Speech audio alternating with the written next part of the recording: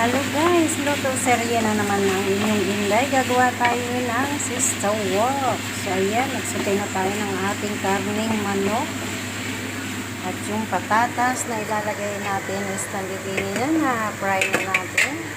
So syempre ang inyong Inday, yung mga buto-buto, hindi sinasayang. Sahog natin sa gulay. So kailangan natin siya ng palambutin. Ayan, medyo malambot na siya.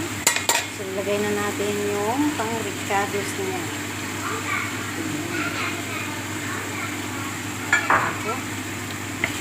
So, isote na natin yung ating manok na pinalambutan natin para naman hindi siya makunat. So, takpan muna natin at yan po ang ating mga ricados.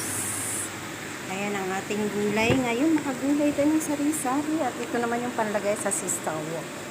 So, mushroom. So, balikan natin. Baka masunog na yung ating meat. So, kailangan natin siya i-brown ng konti, no? Bago natin siya lagyan ng mushroom.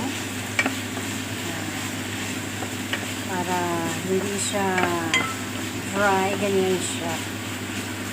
So, kailangan natin siya pa-browning. Tapos, ilagay natin yung sauce na mamaya pagka natapos na.